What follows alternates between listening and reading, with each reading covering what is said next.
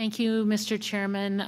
Thanks for allowing me to join the subcommittee today. And I want to thank all of our witnesses for joining us as well on this important topic. And I want to thank you for all the work that you all do to support Social Security and the seniors that depend on it.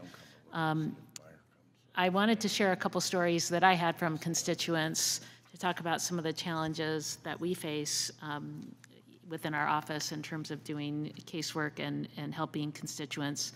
One is from Martin. He said, after becoming a citizen, my 14-year-old daughter also became a citizen, and I'd like to apply for her new Social Security number at the SSA. I've called the Bellevue, Washington office 4 times now. Every time after a lengthy conversation about completing all the necessary forms and requirements, the call ends with them asking me to leave a message to make them call me back to make an appointment. I've done this so many times, but they never return the call to make the appointment. Each time they apologize and refer me to the same message service to book an appointment, and then which they ignore again. Every time we leave my wife's mobile number, but they just don't call us back. The Social Security Administration's level of service is worse than anything I've encountered in my life in any country. I understand the pandemic has made it hard for people to stay safe and cope, but they've had almost 2 years to come up with a safe solution to serve the public and provide proper essential services like so many other government departments has done. So there's one letter we received. The other from Richard said, I contacted SSA to change my bank account for my direct deposit. A simple task in nature, however, after 5 minutes on menu items from the phone number given, I was then referred to someone who could help me. This became a recorded voice telling me to call back another time because first of the month is too busy, as is the last of the month, so try another time. This task requires nothing more than input of the account number.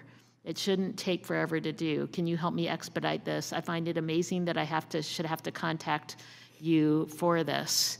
Now, we heard yesterday that both of these cases that they were contacted, which I appreciate, but I agree that these are situations where no one should have to contact our office to do that. And not only is it hard on them because there are so many people who don't even think to contact a member of Congress's office for help, and it's been hard on our staff too because they're trying to help, but sometimes our staff also don't get a response back from Social Security.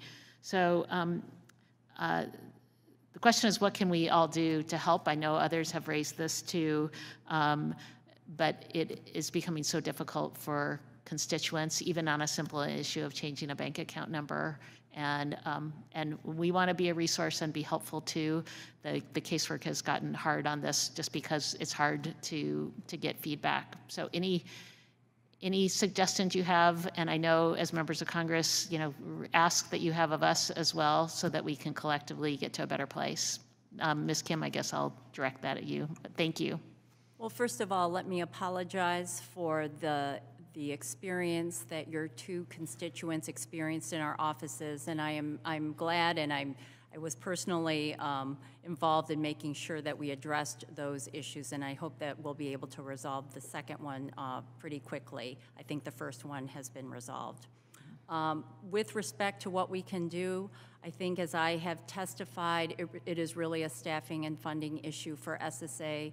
We don't have the resources to deliver the level of customer service that we need to.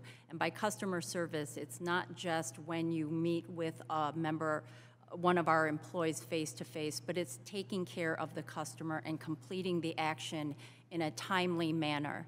And so I'm hoping that with our reentry and our resumption of all of our service channels available to all customers, we'll be able to alleviate some of the issues that we saw during the pandemic, but that is not going to really make a material difference until we can get the level of funding that we need to really staff up our offices in a way that not only do we meet with the public in person, we're able to answer all the calls that come into us, and we're able to process the back-end work in a timely manner.